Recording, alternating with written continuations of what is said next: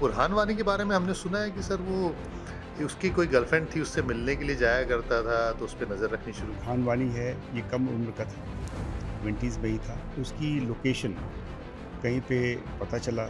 इस जो सक्सेस मिला, उसका सबसे बड़ा जो वजह है, वो तीनों एजेंसीज़ के बीच में बहुत अच्छा कोऑर्डिनेशन था। दिल्ली में जो दंगे हो रहे थे नॉर्थ ईस्ट में, आपको एकदम से बुलाया गया, पैराशूट लैंडिंग हुई। लोग अपने घरों और गलियों में ही सीमित रहे। तारीफ़ करूँगा हमारे ऑफ़िसर्स और मेन का कि उन्होंने ठीक उसी प्रकार से काम किया और आपने देखा होगा 26 तारीख को सड़कों पे कोई भीड़ नहीं थी। 370 हटा, उससे पहले सबसे बुरे हालात मेरे ख्याल से उसी समय के दौरान हुए। मेरा अपना खुद का सजेशन था अच्छा। 2017 में कि जब तक हम 370 नहीं हटाएँगे, ये 370 के फ़साद के पीछे रह करके बहुत सारे लोग इसका दुरुपयोग कर रहे हैं। नमस्कार, इंडिया न्यूज़ के पॉडकास्ट में आपका स्वागत है। आज हम जिस मेहमान से बात करने जा रहे हैं, उनका परिचय देने की ज़रूरत नहीं है। वो दिल्ली पुलिस के कमिश्नर रहे हैं और ऐसे समय में कमिश्नर रहे हैं जिस समय दिल्ली अलग अलग हालातों से जूझ रही थी। ये तो बात हुई दिल्ली के पुलिस कमिश्नर रहने के दौरान की, लेकिन उससे पहले भी जिस जिस जगह पर वो तैनात रहे हैं वहाँ पर भी चैलेंजेस कम नहीं रहे हैं। मतलब ये कहना बिल्कुल सही होगा कि जहाँ पर क्राइसिस था वहाँ पर मैनेज करने के लिए इनको भेजा गया। तो हमारे साथ हैं दिल्ली पुलिस के पूर्व police commissioner SN. Srivastava ji. Sir, आपका स्वागत है। बहुत धन्यवाद। सर, मैं पहले तो आपसे ये जानना चाह रहा हूँ, मैं तो अभी आपकी प्रोफाइल पढ़ रहा था, तो पता लगा कि आप आईआईटी खड़गपुर थे, पढ़ने के लिए गए हुए थे, अचानक से कहाँ पुलिस में आप पहुँच गए? मतलब ये तो मुझे अभी पता लगा। नहीं, आपने ठीक सुना, मैं आईआईटी खड़गपुर से सिविल इंजीनियरिंग किया था और मैं उसके बाद दिल्ली ही आया था, इंजीनियर्स इंडिया लिमिटेड में काम कर रहा था। उस समय हर एक कोई अपॉर्च्युनिटी ढूँढता है कि कौन-सी उसके लिए बेस्ट अपॉर्च्युनिटी होगा। तो हमने पाया कि सिविल सर्विसेज़ एक है, तो हमने सिविल सर्विस एग्ज़ाम दिया और फिर इंडियन पुलिस सर्विस में जॉइन किया। कि ये हमारी वैसे तो ये चांस ही है कि हमें दिल्ली मिला, जो यूनियन टेरिटरीज़ कैडर मिला, जो बाद में जाकर के आर्कवुड कैडर के नाम से जाना जाता है। तो आप वाक़ई में पुलिस में ही आना चाहते थे या आपने कुछ और सोचा हुआ था यूपीएससी का एग्ज़ाम देने के बाद? देखिए, हर एक जो व्यक्ति जो एस्पायर करता है, वो आईएएस और इंडियन पुलिस सर्विस के लिए एस्पायर करता है। तो जब मुझे आईपीएस मिला तो मैं उससे संतुष्ट था और काम किया और आज इतने वर्षों के बाद जब मैं सेवानिवृत्त हो गया, तो भी मुझे काफ़ी खुशी है और एक संतोष है कि हमने जब जो मौका मिला, हमने अच्छे से काम किया। तो कितना चैलेंजिंग रहा? क्योंकि मैंने तो आपके करियर को देखा है, मैं तो काफ़ी सालों से जानता हूँ आपको। मतलब वो कहते हैं कि जहाँ-जहाँ पे क्राइसिस हुआ वहाँ-वहाँ पर आपको भेजते चले गए। मतलब आप मतलब सरकार के क्राइसिस मैनेजमेंट वाले ऑफ़िसर्स थे क्या सर? नहीं, वैसे तो मैं उस रूप से अपने को नहीं देखता, लेकिन जहाँ-जहाँ जो भी रिस्पॉन्सिबिलिटी मिली, उसको ठीक ढंग से निभाने का हमेशा मेरी कोशिश रही। तो वैसे ही हमने किया। आपने जम्मू एंड कश्मीर के बारे में आपने बात किया, उससे पहले मैं दिल्ली पुलिस में जो स्पेशल सेल है, जो टेररिज़्म को फ़ाइट करता है, उसमें भी था, ट्रैफ़िक में भी था। तो मेरी तो हमेशा प्रयास रहती है कि जो भी काम मिला उसे ठीक से करो। ऐसा करो कि उससे बेहतर ना हो सके, कोई कमी ना रह जाए। दिल्ली पुलिस के पास एक यूनिट है, स्पेशल सेल यूनिट, जो कि आतंकवादियों के ऊपर निगाह रखती है, उनको ट्रैक करती है, उनको पकड़ती है। और मुझे याद है कि जब आप स्पेशल सेल यूनिट को हेड कर रहे थे, तो उस समय सबसे खतरनाक आतंकवादियों को आपने पकड़ा है। तो कितना चैलेंजिंग होता था? क्योंकि मुझे पता है कि आप बड़े लो प्रोफ़ाइल रहते थे। आपसे जानकारियाँ निकलवाना आसान नहीं होता था। लेकिन आज मैं कोशिश करूँगा कि आपसे कुछ जानकारियाँ निकल जाए। कैसे करते थे आप सर? कैसे उनको ट्रैक करते थे? कैसे उनके बारे में कारियाँ निकालते थे? और कैसे अपनी टीम को मोटिवेट करके उनको पकड़ लेते थे आपने? मतलब आपके टाइम में दिल्ली काफ़ी सेफ रही है। देखिए, कोई भी काम करने के लिए बहुत ज़रूरी है कि हमें मालूम हो कि हमें करना क्या है। एक बार वो हमने निश्चित कर लिया, हमारी टीम फ़ॉर्म करना और टीम फॉर्म करने के बाद खासकर स्पेशल सेल में, जो कि इंटेलिजेंस यूनिट है और ऑपरेशन भी करती है, तो इंटेलिजेंस को हम इस प्रकार से डेवलप करें कि हमें अच्छी इंटेलिजेंस मिलना शुरू कर दे, और साथ में हम कोलैबोरेट भी करें ऐसे एजेंसीज़ के साथ जो कि सेम काम कर रही है। जो हम देश के जो अच्छे इंटेलिजेंस एजेंसीज़ हैं, जिसके बारे में मैं आप जानते हैं तो उनके साथ कोलैबोरेट करके और एक-एक करके हम लोगों ने जैसे काम करना शुरू किया, कॉन्फिडेंस मिली और भी बड़े काम किए।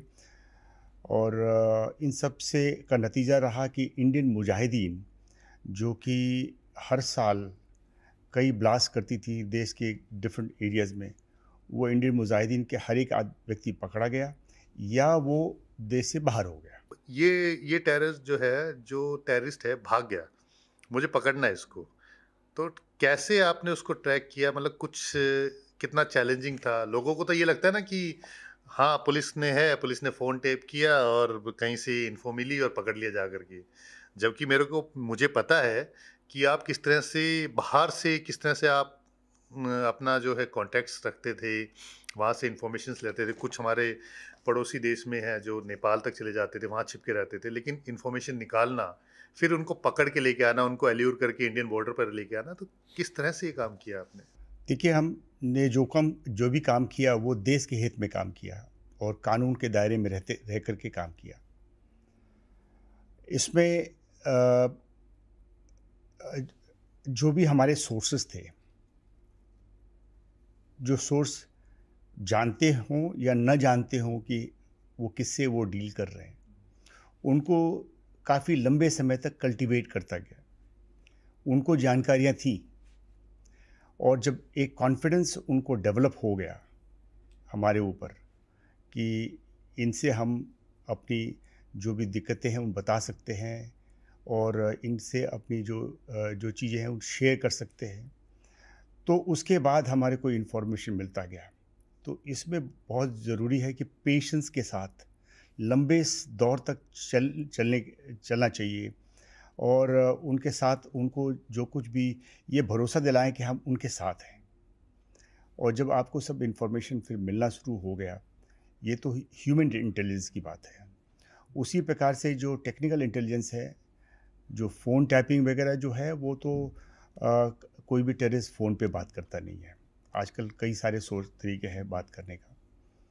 तो नए-नए तरीकों से जहाँ तक संभव हो सकता है, बहुत सारी चीज़ें हमें उपलब्ध नहीं होती हैं, तो लेकिन जहाँ तक संभव हो सकता है उसका इस्तेमाल करते हुए एक-एक करके हम लोगों ने किया। ये डबल एजेंट वाली बात कितनी सही होती है सर?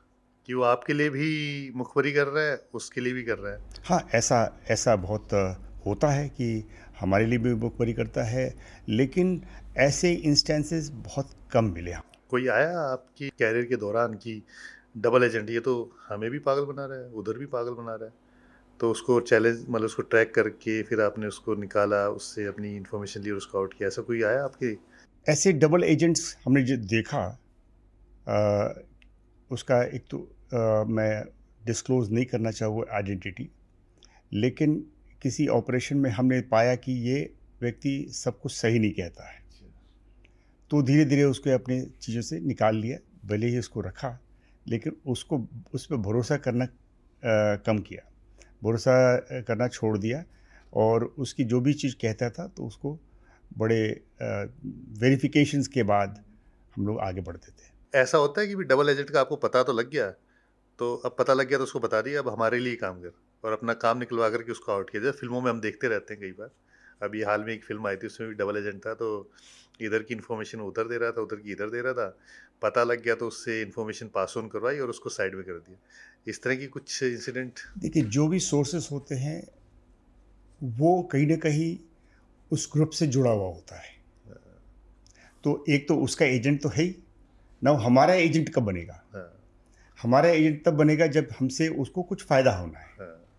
ज़्यादातर आर्थिक रूप से उसे फ़ायदा होना है, हुँ, तो उसे हम आर्थिक यानी पैसे देना, हुँ, जो रिवॉर्ड मनी होती है वो देना, हुँ, सोर्स मनी उसको देना, इस प्रकार से, और उसके बहुत सारे और प्रॉब्लम्स में दूर किया।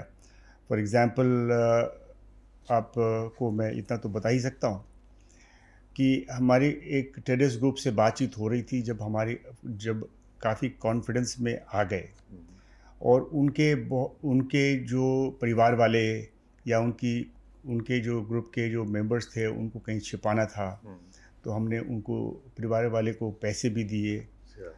और उनको और भी कोई दिक्कत थी तो उस वो भी दूर किया, उनके मेंबर्स को छिपाने का भी काम किया। हाँ, हाँ। तो इस तरीके से पूरी जब विश्वास हो गया कि हम उनके हैं, उनके साथ काम कर रहे हैं, तब उसके बाद हम देश हित में काम किए, क्योंकि जो कुछ भी हम कर रहे थे देश हित में काम कर रहे थे। हाँ, मतलब उनका जो भरोसा है उनको भी जीतना और सब चीज़ें ताकि हमारे लिए काम करें। अच्छा, एक चीज़ और सर मैंने देखी है, ये जो इस तरह के जो लोग होते हैं, हनी ट्रैप में बड़ा जल्दी फँस जाते हैं। तो क्या इस तरह की एक्टिविटीज़ भी आपने देखी है कि कभी आपको इनको अल्यूर करने के लिए, अपने जाल में लेके आने के लिए कुछ इस तरह के ट्रैप की भी ज़रूरत पड़ी? नहीं, हनी ट्रैप जैसा कोई हमने ऐसा हुँ, अपने ऑपरेशन में कोई हनी ट्रैप हमें नहीं करा। हनी ट्रैप ज़रूर है, अगर उनसे हुँ, वो अक्सर उस पे होता है कि किसी के पास बहुत सारा इन्फॉर्मेशन है, जैसे बहुत सारे गवर्नमेंट के हुँ, एजेंसीज के पास भी इन्फॉर्मेशन है, हुँ, हुँ। तो विदेशी ताकत उसके हनी ट्रैप करके इन्फॉर्मेशन ले हाँ, लें। नहीं ये बात तो लेकिन है स ऐसा चीज़ चूँकि हमारे वो दायरा नहीं था, तो नहीं, हमने ऐसा हनी ट्रैप का मतलब मेरा ये है कि ये तो है ही है, लेकिन जब आप इस तरह के टेररिस्ट को पकड़ने के लिए नज़र रखते हैं, क्रिमिनल्स को पकड़ने के लिए नज़र रखते हैं, तो अमूमन मैंने ये कहानियाँ बड़ी सुनी है कि वो कहीं न कहीं उनकी कोई गर्लफ्रेंड होती है। वो उनसे बात कर रहे होते हैं, उससे मिलने के लिए जाते हैं। तो जब मिलने के लिए जाते हैं तो आपको पता लग जाता है कि अच्छा ये इस समय यहाँ पर अकेला जाता है। तो आप नज़र रखना शुरू कर देते हैं। तो वो आपके लिए एक वो रास्ता बन जाता है कि हाँ, मतलब अब थोड़ा-सा इसको ऐसे इस तरह के मामले। देखिए, ऐसा संभव है, लेकिन ये सब भी जो टेररिस्ट ग्रुप के मेंबर हैं, ये भी काफ़ी कमिटेड रहे हैं। अच्छा, तो उनमें भी काफ़ी डिसिप्लिन, उनके जो आका हैं, वो भी काफ़ी डिसिप्लिन में रखते हैं, अच्छा। ताकि इस प्रकार से चीज़ें कर करके अपनी पोजीशन आउट कर देंगे, उनके बारे हुँ, में हुँ। जानकारी एजेंसीज़ को पता चल जाएगा। तो वो भी काफ़ी इस मामले में काफ़ी डिसिप्लिन तरीके से अपने को कंडक्ट करते हैं। ये सवाल मैं आपसे इसलिए पूछ रहा हूँ सर, क्योंकि दिल्ली पुलिस में आप रहे, स्पेशल सेल में टेररिस्ट को आप देखते रहे। उसके बाद आप जम्मू कश्मीर के भी एडीजी थे, यानी कि जो जम्मू कश्मीर का पूरा एरिया है, वो पूरा आपके पास था। और आप जब वहाँ पर थे, तो उसी दौरान हिज़्बुल का एक कमांडर था बुरहान वानी, उसका एनकाउंटर किया था। उसके बाद तो हालात आपको पता ही है। तो बुरहान वानी के बारे में हमने सुना है कि सर वो उसकी कोई गर्लफ्रेंड थी, उससे मिलने के लिए जाया करता था, तो उस पे नज़र रखनी शुरू की। तो सही है सर ये? हाँ, ये बिल्कुल बात सही है। और ये जो बुरहान वानी है, ये कम उम्र का था, 20s में ही था। तो ये सब ऐसी हमने भी सुना था, लेकिन जो जो इंसिडेंट की आप बात कर रहे हैं, उस इंसिडेंट में उसकी लोकेशन कहीं पे पता चला, और वहाँ पे कश्मीर में जो भी ऑपरेशंस हम लोग उस समय किया करते थे, उसमें जेएनके पुलिस के साथ सीआरपीएफ और आर्मी भी होती थी, हाँ, क्योंकि जो आप टेररिस्ट। सीआरपीएफ को हेड कर रहे थे उस टाइम में जी। पूरे रीजन में। तो मैं वहाँ पे additional DG CRPF JNK zone में था, तो हम लोगों के बीच में बहुत अच्छा कोऑर्डिनेशन था। और जो भी इंफॉर्मेशन किसी के पास भी होता हो, ज़्यादातर जम्मू एंड कश्मीर पुलिस के पास इंफॉर्मेशन रहती थी, तो उस पे तीनों एजेंसीज मिल करके काम करते थे और काफ़ी सक्सेस मिले। मैं आपको बताना चाहूँगा कि वर्ष 2017 में कुल मिलाकर के 217 टेररिस्ट पकड़े गए या न्यूट्रलाइज हुए, तो काफ़ी बड़ी अचीवमेंट रही। 2017 में बहुत ज़्यादा वो टेररिज्म हो गया था, तो हम तीनों के मिलकर के जो कोऑर्डिनेशन के साथ काम किया, तो उसमें अच्छे अचीवमेंट्स हुए थे। हाँ, तो बिल्कुल पीक पे गए थे जब वहाँ पे टेररिज्म बिल्कुल पीक पे था। और सीआरपीएफ तो मैंने सुना है कि वो फ्रंट फुट फुट पर रहती थी, क्योंकि जम्मू कश्मीर पुलिस इंटेलिजेंस लेके आती थी, सीआरपीएफ आगे लीड करती थी और जब इस तरह का ऑपरेशन होता था तो आर्मी उसको टेक ओवर कर लेती थी। लेकिन पूरा जो लॉ एंड ऑर्डर का जो ज़िम्मा है पूरा का पूरा, वो तो सीआरपीएफ के पास रहता था। तो कैसे आप टैकल किए? और ये बुरहान वानी का एनकाउंटर है, ज़रा इसके बारे में बताएँगे सर, कैसे लीड किया? कैसे इन्फो मिली, किस तरह से ऑपरेशन को चलाया गया, किस तरह से सीआरपीएफ की टीम ने उसका एनकाउंटर किया? इस जो सक्सेस मिला उसका सबसे बड़ा जो वजह है वो तीनों एजेंसीज़ के बीच में बहुत अच्छा कोऑर्डिनेशन था। और ये कोऑर्डिनेशन इस तरीके से था कि टॉप पे नहीं, जो डीजी जेएनके या एडीजी सीआरपीएफ जम्मू जम्मू और कश्मीर जोन या जो आर्मी के जो सीनियर मोस्ट अधिकारी थे लेफ्टिनेंट जनरल, इनके बीच में कोऑर्डिनेशन था ही, बट ग्राउंड लेवल पे भी कोऑर्डिनेशन था।